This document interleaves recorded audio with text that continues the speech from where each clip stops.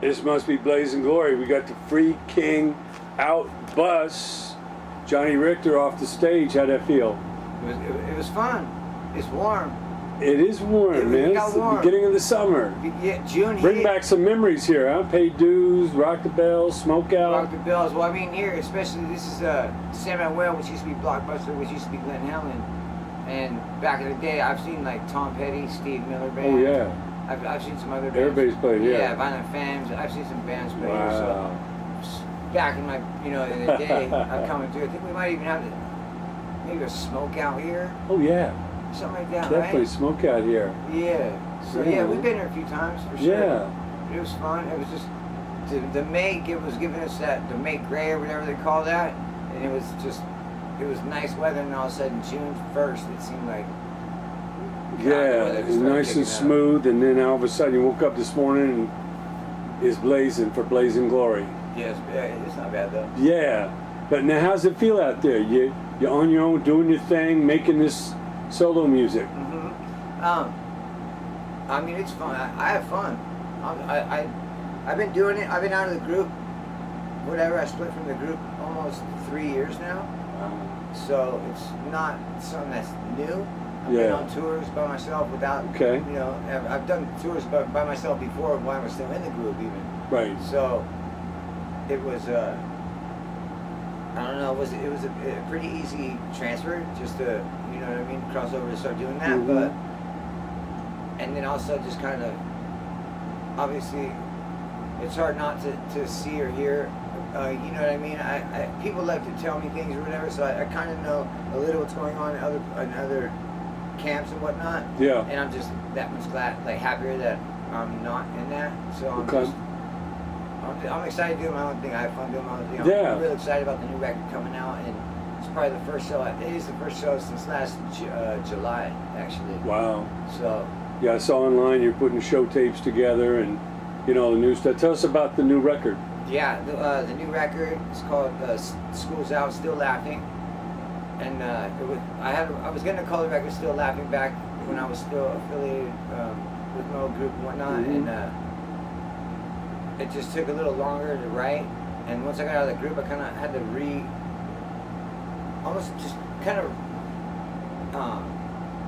just find out why I like it so much again. Like I was just doing it for certain reasons, you know what I mean? Like I got caught in a rut almost doing it, and I had to kind of just get back to the roots of why I enjoyed making music, go back to liking making music, not just making it to make it.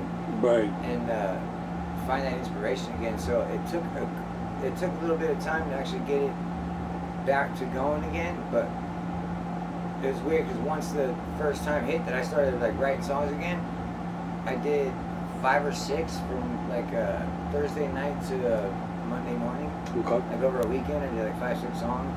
Just penned them real quick, and then did a couple more down. I was down to San Diego, and then I went up to Riverside where I live at my house, and had same engineer from San Diego come up, engineer me there.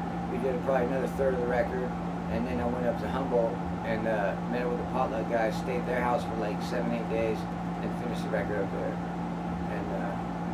It comes out July 29th now, and people ask why school's out, and just because it felt like my whole group was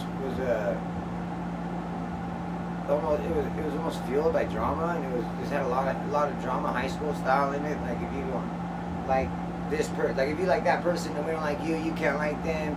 There's a bunch of it was just a bunch of drama and a bunch of unnecessary things going on, and it just felt like high school kind of, like clicking up and this and that. So the reference "School's Out" is just that, school's out. It's done with all the high school he said, she said, drama, bullshit. I'm just here. I just want to make music, have fun, and the "Still Laughing" is just almost because my first record was called "Laughing," my first solo record. So "Still Laughing" is reference to where I'm still the same dude that did the record "Laughing." I'm still that guy. You know what I mean? Still that guy. Just just moving on with it. Yeah. So it's a new chapter, new life. So as far as you writing, you're saying this album, there's different collaborators, Potluck brought something to the table, or there's not one regular person you collaborate with. It's different. Different producers. I get different beats from different people. Okay. And then the beats pretty much, if I like a beat, then I'll write a song to it. So I'll listen to whatever beats, somebody wants to send me. And I can usually tell within 15 seconds whether I want to write a song. Like if it doesn't grab me, I'm like, oh, this is a hit, or I go, I want to write, you know what I mean? Then I'll write a song to it. But if I listen to it, and I gotta listen to it, and I'm like, all right, maybe I'll listen to it again later or something. Then I already know it's not, because if it has that effect on me, then I really imagine the effect it's gonna have on a fan or somebody that's listening to it. They might be like, I want something that just grabs you right away, that you're like, oh yeah, okay. And for me, that happens, and that's, I don't know, like, my whole philosophy of making music is I make music I like. As weird as it is, I'm my biggest fan. Mm-hmm. I like music. You gotta please you first. I like music I like listening to, and the fact that other people listen to it and like it is just that's the bonus. You know what I mean? Right. You're not happy with it. How can you support it? Yeah, I'm not trying to just put out a song just to put out a song. Yeah. I want to put out a song because I had to write a song for this thing, or I had something to say, so I did it. And not just making songs to make songs, just to build my catalog for no good reason, but to fulfill some type of distribution deal. You know what I mean? Like, yeah. That's just not. I don't think that's the way to do it. Because once you start making songs for the wrong reasons, then those songs aren't. Those songs don't really seem to go that far. They don't really have that much behind them, and I feel like I should. When I write songs, it's almost a lot of life experiences, and it's that way. It's not forced. I don't like to force it. Yeah. We've always been prolific in different setups, different things, obviously King Spade and all that, but obviously you spent a lot of years with the Kings. What are your best memories of those years with the group? How much time you got? I mean, so many fun times. We went overseas multiple times to Europe, Amsterdam, all that. Japan a bunch of times, Australia a couple times, Hawaii a couple times, all around the country. Just all the love and support we got from the fans, and just getting off stage to a packed house, whether it's packed for 300 people or packed for 2,500 people. The energy in that place is just it's crazy. It's very addicting. It's very not overwhelming, but it just takes over, you know? You get off stage, like, and you just feel like you can take on the world. Yeah. It's a feeling like no other, for sure. It's a crazy natural high. Oh yeah, I remember the Smokeout show, man. The energy was off the Richter. Now, you lost Pakalika. What's the best memory of him? Pakalika, I was fortunate that when he did leave the group, a lot of people wrote him off on the group. In the group, they just stopped talking to him and just kind of wrote him off and just like whatever. He doesn't want to accept whatever offer they're giving him. And I was always a proponent that I didn't think that what was being done was necessarily fair. Mm-hmm. And he kind of knew that. We talked after the whole evening, and we were in contact.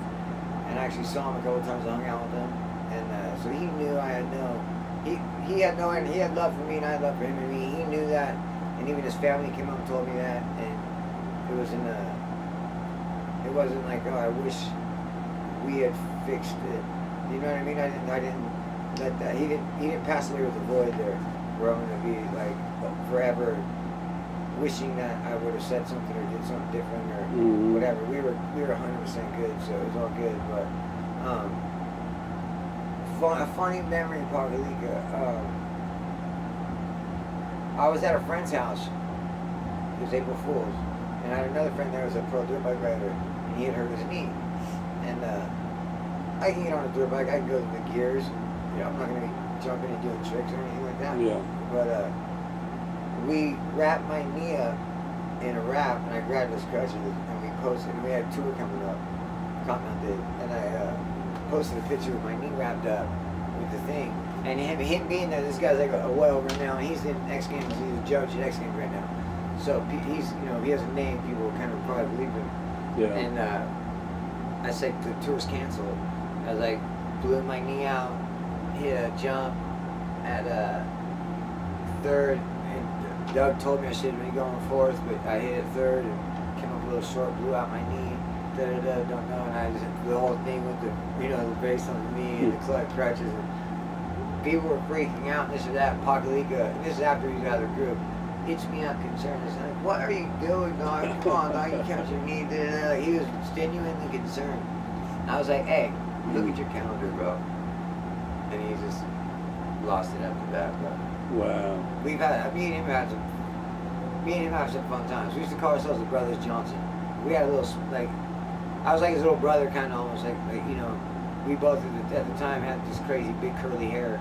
He was obviously a foot taller than me, but Yeah. we'd go out and call ourselves the Brothers Johnson, and it was just we would have fun for sure. So it sucks, Yeah.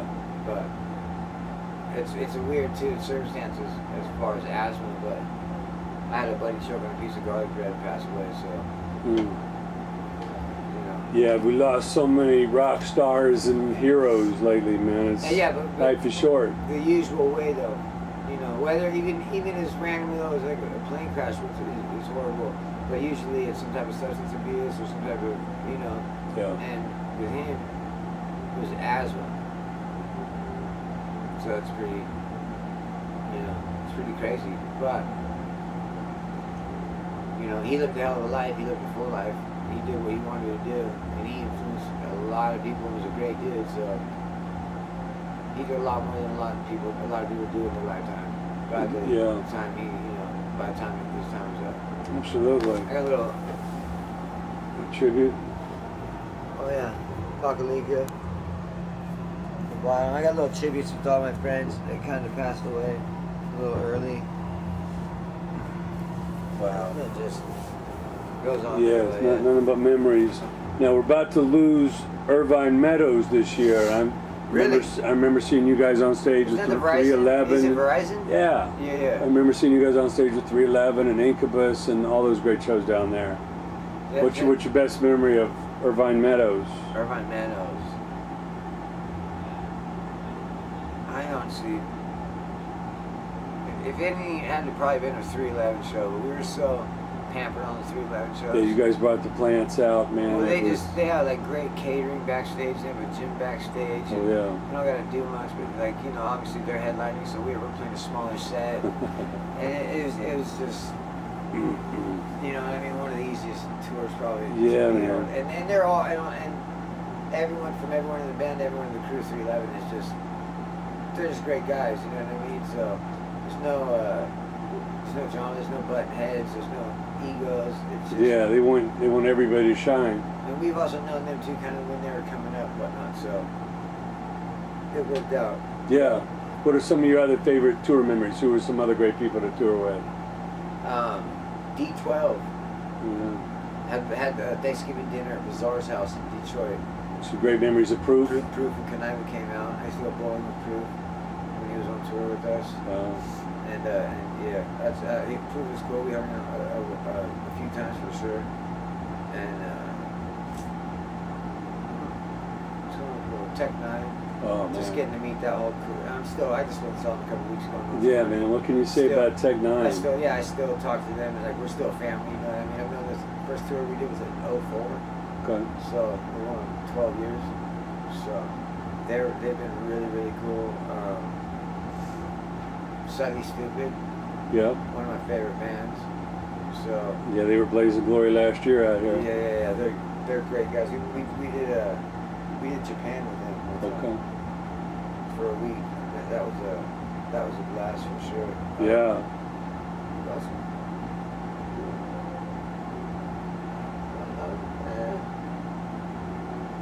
We didn't really get on too many bigger tours. Okay. I mean, we toured Both Dogs of Harmony. Believe it or not, Right. they were cool. I guess we get along with Saigon. I don't know if you ever heard Saigon. Yeah, of course. Entourage. I did a solo tour, and him, me, Cut Calhoun, Chris Calico, and Potluck were on that one. Okay. And me and Sai hung out down there every day. And he's just cool peeps, you know what I mean? Lethal was cool. We went out with the Cook and Nostra. Okay. Slane's a good dude. Yeah. I just been lucky to meet a lot of cool people. Yeah, a lot of camaraderie backstage at these shows. Snoop was cool as hell. Their show was Eminem. Eminem was really nice. Yeah. Came into our room to say what's up to us and thank us for doing the show. Okay. So we haven't really had a bad. I don't know. Maybe it's sad. I just paid no mind to it. Like, of course. Why waste it thinking about that? Now, I know you've enjoyed the gathering of Juggalos more than a few times. What can you tell to someone that hasn't been to that event what that experience is like? It's something you'll never forget.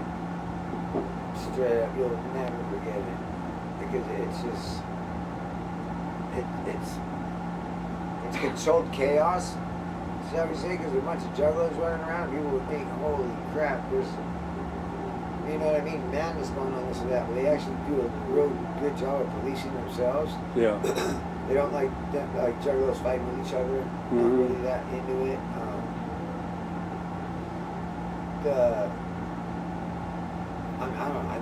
I've been shown nothing but love. We've been lucky. I have been lucky to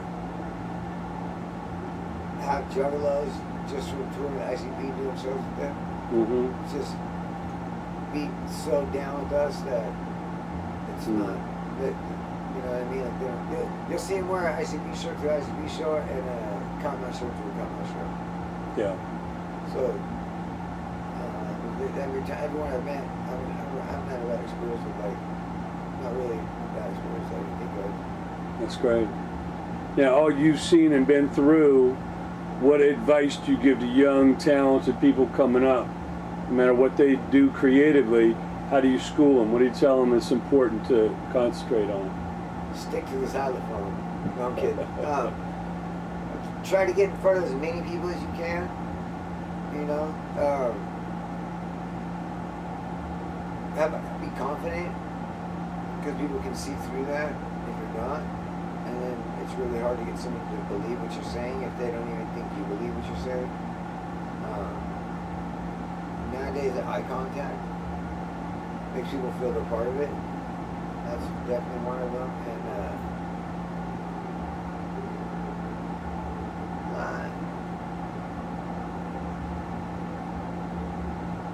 that's about it.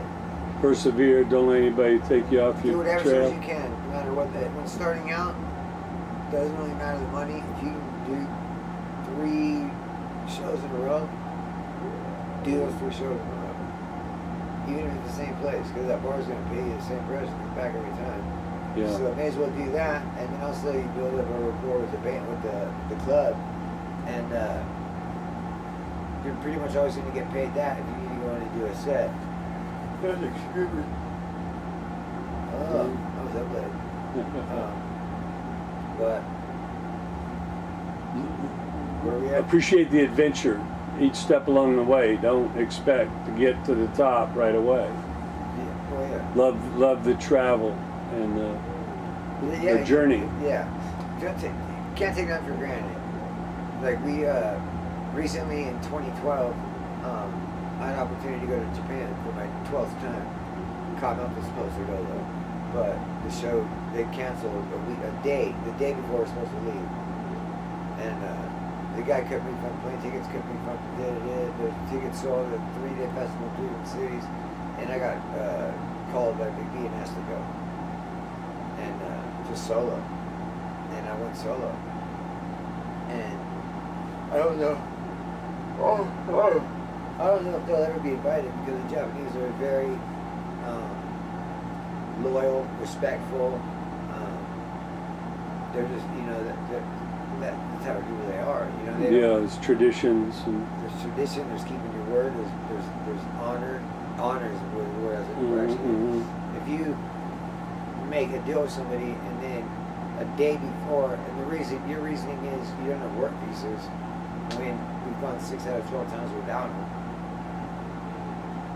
What the hell is a real problem, you know? And so he did it, and then one of the plants died in the 8 container he got. He put a 7 in, put his green zucchini in, and trying to get a little garden going, a little outdoor gardening.